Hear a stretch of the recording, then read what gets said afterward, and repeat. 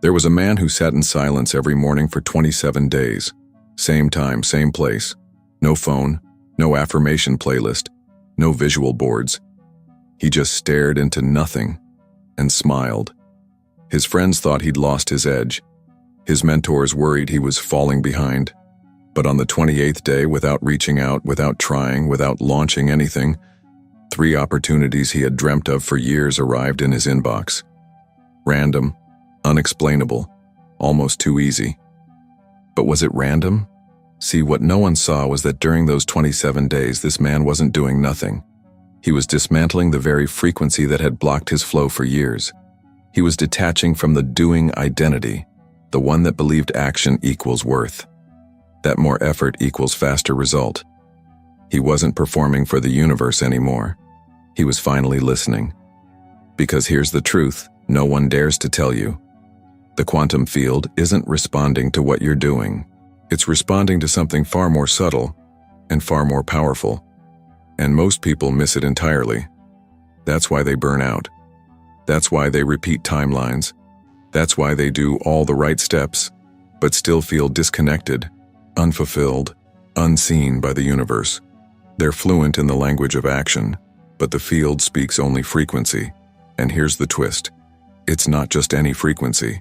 It's the signal of who you are when no one is watching, when you're not trying to manifest, when you're not scripting, when you're not looking for signs. That's the moment when the universe actually listens. In quantum physics, this is not woo-woo. This is coherence. Your body is a transmitter. Your thoughts are electric. Your heart is magnetic. Together, they form a signature, a vibrational ID that constantly broadcasts to the field. Not your wishes, not your words, your state. So here's the unsettling part. You might be doing everything right, while unconsciously broadcasting, it's not working. You might be scripting your dream life with precision, while radiating the frequency of desperation. You might be visualizing luxury, while your nervous system is still wired to survival. And that's the invisible contradiction that keeps timelines from collapsing. This isn't about blame. It's about precision awareness. Because once you understand what the field actually hears, you stop wasting energy trying to convince it with effort. You start speaking in the only language it understands: embodiment. This man who sat in silence, he wasn't lazy. He was recalibrating. He was remembering what most of us forget in the noise of trying to make life happen. You are not here to earn alignment. You are here to return to it. And that return cannot be faked. It can only be felt. The irony is, most people are manifesting with the language the field doesn't understand. They're using words, strategies, hustle, rituals. But the field isn't logical. It's vibrational. It doesn't decode what you do. It decodes the energy you're doing it from. So let me ask you, if you stopped all external effort today, would your energy still be magnetic enough to pull your future toward you? This is the invisible truth we'll unravel in this video. Because it's not about doing nothing. It's about becoming someone who no longer vibrates from lack, who no longer performs for manifestation, who no longer asks the field to deliver, but becomes the version of self that the field cannot ignore. By the end of this journey, you'll no longer guess why certain things aren't showing up. You'll know exactly what signal you've been sending and how to shift it from static into symphony. But to do that, we have to go deeper. In the next part, we'll reveal the reason why even well-meaning spiritual people fail to collapse timelines. You'll learn the quantum miscommunication that happens between your intentions and your field, and how to realign without effort, but with emotional congruence. Because the field is already listening, just not to what you thought. And once you hear what it hears, everything starts to shift. You've probably felt it before. That strange moment where everything outside seems perfect. You're doing the right things. You're focused, organized, and even optimistic. But internally, something doesn't feel right.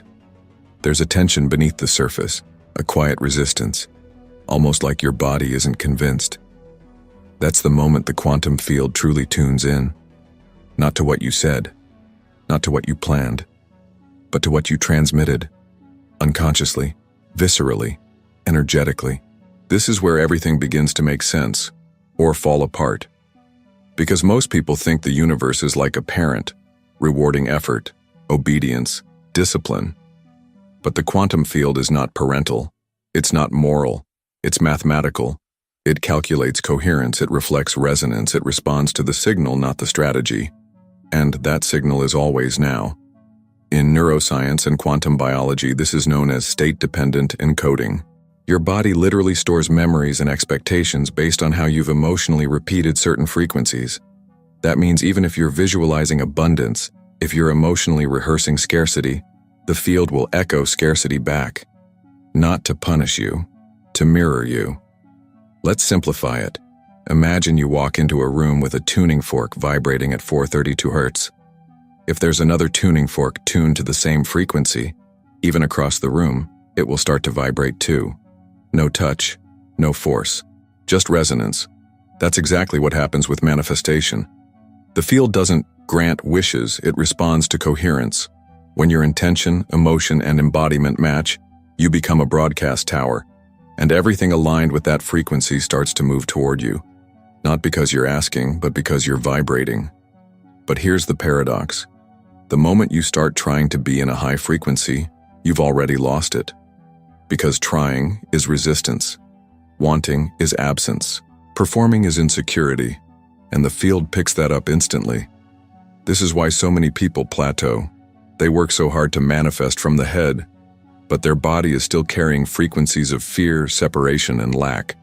Their words say one thing, but their field, that invisible electromagnetic broadcast around their body, tells another story entirely. Let's make this tangible. You write in your journal every morning, "I am abundant, I am aligned." But inside, you feel tight in your chest. You're watching the clock. You're waiting for something to prove it's working.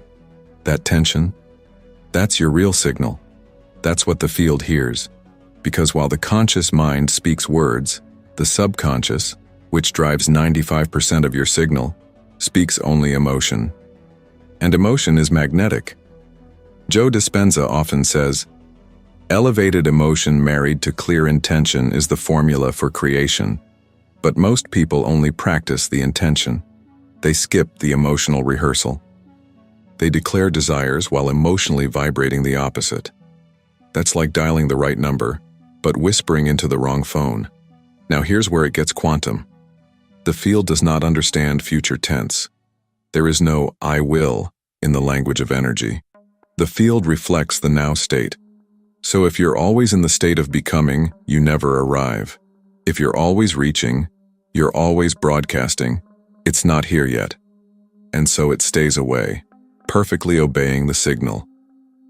But there's more. Many people unconsciously use manifestation as a performance for safety. They don't believe they're worthy without achieving, so they chase results to feel okay, not realizing that very chase radiates lack. That's the trap. The quantum field doesn't respond to your effort. It responds to your energetic posture. And if your posture is built on trying, grasping, or earning, you push it further away. So what's the solution? Shift from performer to broadcaster. Stop proving. Start transmitting. Stop acting as if. Start embodying as is. Because the most powerful manifester is not the one who knows the most tools, but the one who needs the fewest. Why? Because their frequency speaks louder than their actions. Their coherence collapses timelines. And the universe can't help but respond. In the next part, we'll explore what identity has to do with all of this. You'll see how your self-concept, the emotional blueprint you carry, is actually the code the field responds to most. And we'll begin to gently dissolve the identity that keeps broadcasting struggle, even when your intentions are pure. Because once you change the signal, the field has no choice but to echo it. There's a question most people never stop to ask. Who are you before you start manifesting? Not what you want, not what you're visualizing, but who you've unconsciously decided you are. That identity, subtle, often invisible, is the source code the quantum field responds to. Not your dreams, not your affirmations, but the energetic assumption of self you carry into every room, every ritual, every breath. This is where manifestation becomes less about magic and more about energetic architecture. Because your frequency isn't built in your vision board sessions, it's built in your nervous system, in the stories you repeat, in the emotional cycles you rehearse, in the way you expect life to respond to you, even before it does. That's what we call your vibrational identity, and it's more powerful than any technique. Let me show you how this works. You can wake up at 5 a.m., light candles, meditate for 45 minutes, and repeat "I am abundant" 108 times. But if your body still carries the identity of someone who was rejected, who had to hustle for love, who never felt safe being seen, your signal will be coded with contraction, not coherence. You'll be doing everything from the identity of someone still trying to become, not someone who already is. This is the silent saboteur of manifestation, an identity wired for effort trying to speak the language of ease. And the field, which only hears vibration, can't translate that contradiction. It reflects your being, not your doing.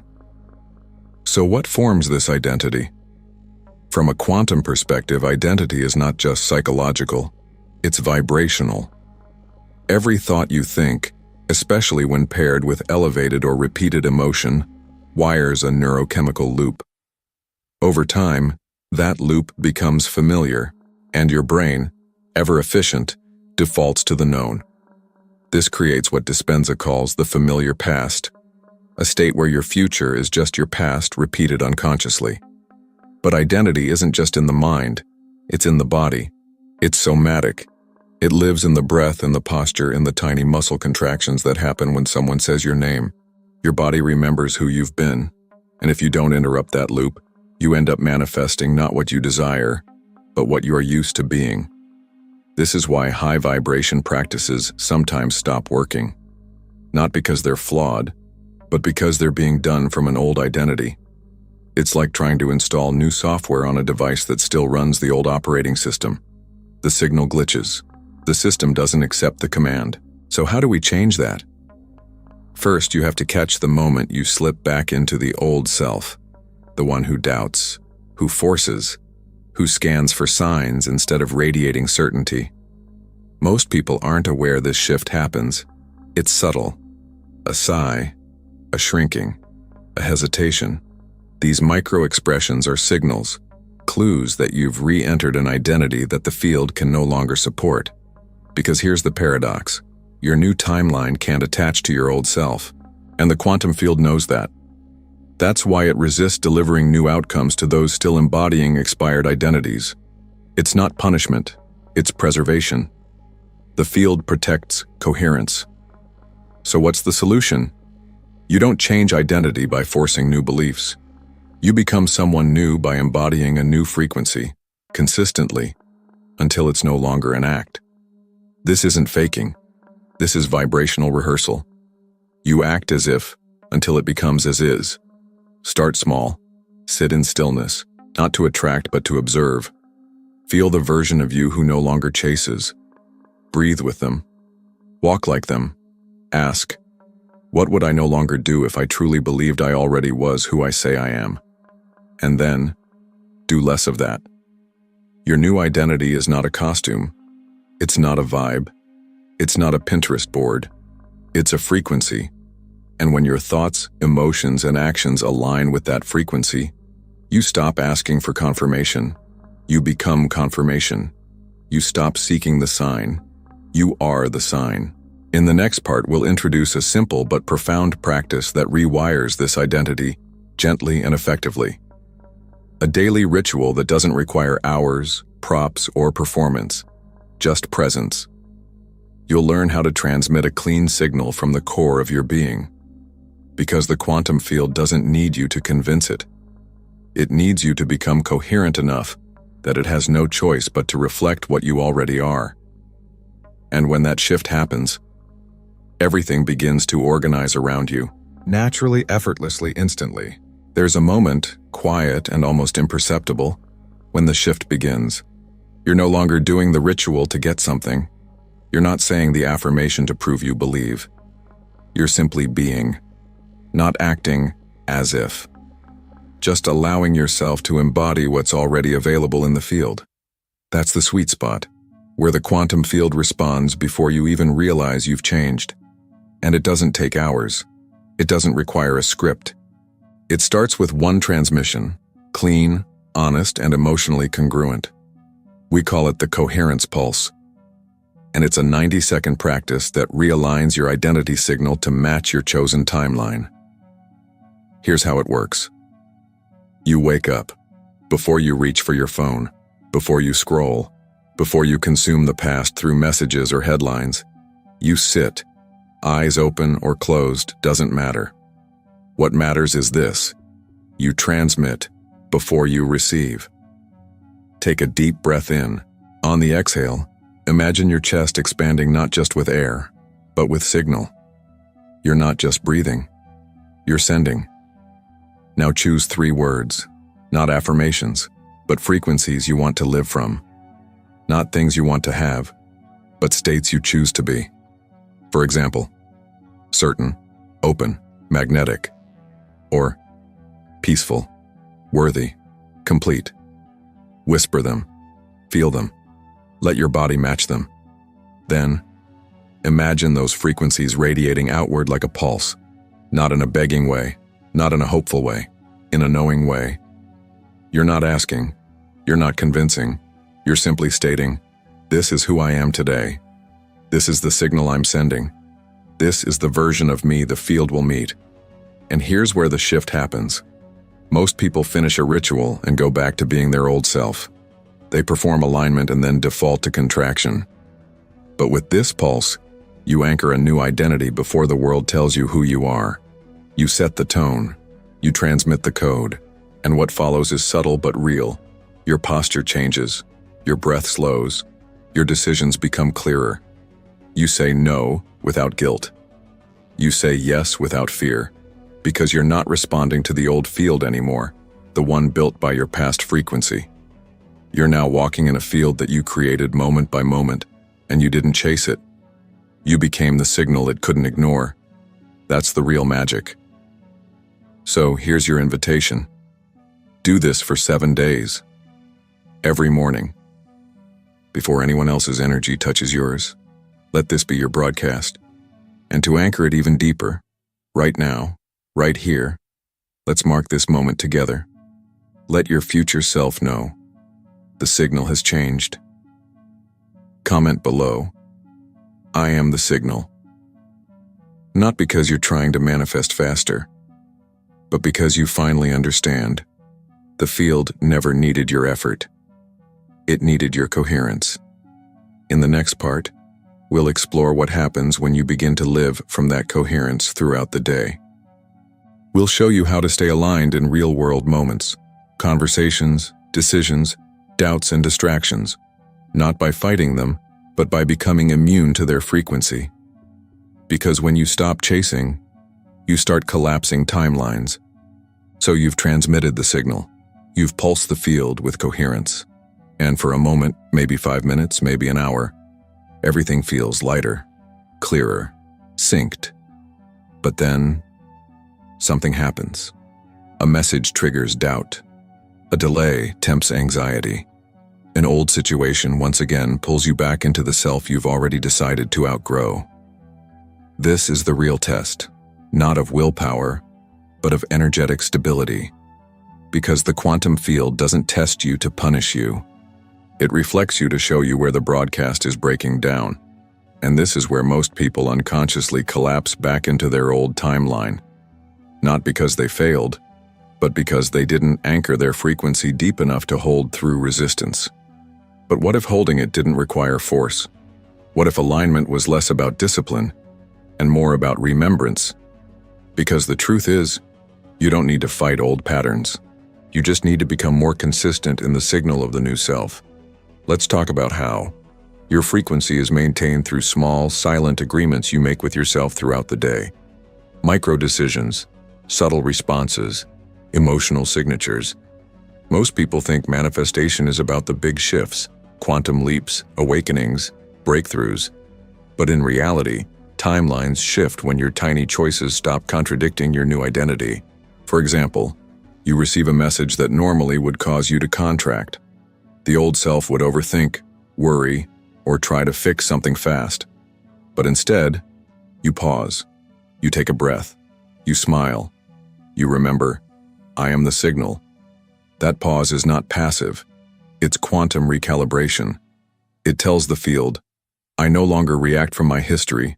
I now respond from my alignment. Another moment. You're tempted to rush, to control, to chase, but you interrupt the pattern. You ask, would the version of me who has already received this feel this urgency? And if the answer is no, you embody that no. You slow down. You trust the pulse. You transmit instead of grab. These moments stack. They form a new energetic posture. And posture is power. Because posture tells the field, I am safe enough to allow. I am certain enough to not prove. I am already what I've been trying to become. And that's when timelines accelerate. Now let's add one more layer. To maintain coherence throughout the day, your environment must become a mirror of your frequency, not a test of it. That doesn't mean isolating yourself or avoiding contrast. It means curating the spaces, people, and inputs that reinforce your chosen state. Ask yourself, what music supports the version of me I'm embodying? What scent, what texture, what light reminds me I am safe in the now? Who are the 3 people in my orbit that speak to the future me, not the past one? Even more subtle, what thoughts will I no longer entertain? Not because they're bad, but because they no longer belong to this signal. This is energetic hygiene. It's frequency stewardship. It's not obsessive. It's intentional. And if you ever feel yourself slipping, you return to the breath. Not to calm down, but to broadcast. You say your 3 words. You pulse again. You become the broadcaster. Again. Because here's the truth. You're not trying to stay in a high vibration. You're practicing being unavailable for anything else. And over time, it's no longer a practice. It's your baseline. You become emotionally immune to chaos. Not numb, but anchored. Not robotic, but sovereign. And the field starts bending. It organizes. It arranges. It delivers. Not because you pushed harder, but because you stayed still when you used to flinch. You stayed open when you used to brace. You stayed certain when you used to question. That's what changes timelines. In the final part, we'll bring this full circle. You'll see how surrender is not weakness. It's the final phase of transmission. You'll learn the paradox of effortless manifestation and why once you stop needing the result, it starts needing you.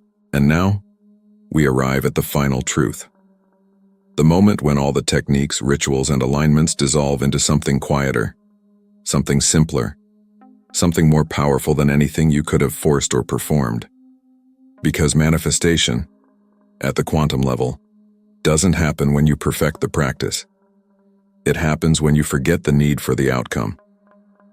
When your frequency becomes so whole, so magnetic, so internally aligned, that the field has no choice but to match you, not as reward, but as reflection. This is where surrender begins. And not the kind of surrender people misunderstand, where you give up, lower your standards, or let go out of exhaustion. No. Real surrender is a vibrational decision. It's when your being is so congruent with your intention that you no longer monitor the timeline. You no longer scan the field for results. You no longer beg the universe to prove it's listening, because you're no longer separate from what you've asked for. Surrender in this space is not giving up.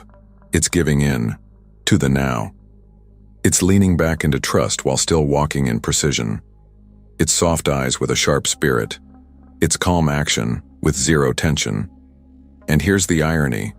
It's when you no longer need the thing that the thing begins looking for you. Why? Because the field responds to freedom.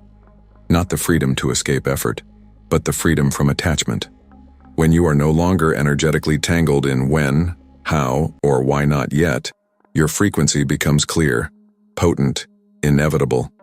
This is what Neville Goddard called living in the wish fulfilled, not waiting, not hoping, not chasing, but being now The version of you who doesn't ask for it anymore.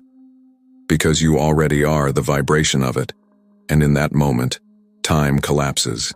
Synchronicities align. Doors open. Calls come. People remember you. Ideas surge. And none of it feels like you did anything. Because in truth you didn't. You became. And that's the difference between performance and power. Between force and flow. Between trying and transmitting. So as you walk away from this video, I don't want you to add another layer of effort. I want you to subtract the noise. I want you to exhale. I want you to trust that what's meant for you doesn't need convincing. It only needs coherence.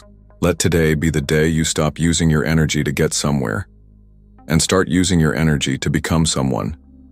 The version of you that no longer performs for the field, but speaks its language fluently. And when that happens, everything you've ever imagined begins to orbit you. Not because you chased it, but because you finally tuned your frequency to the truth. You were it all along. And now, if something stirred in you today, if something clicked, resonated, or helped you remember who you are at your core, then you're already in the shift, and you're not alone. This is not just a video. This is a frequency. A space where science meets soul, and the signal gets stronger together. So if this vibration resonates with yours, subscribe now. Not for more content, but because this is a movement, and you are part of it.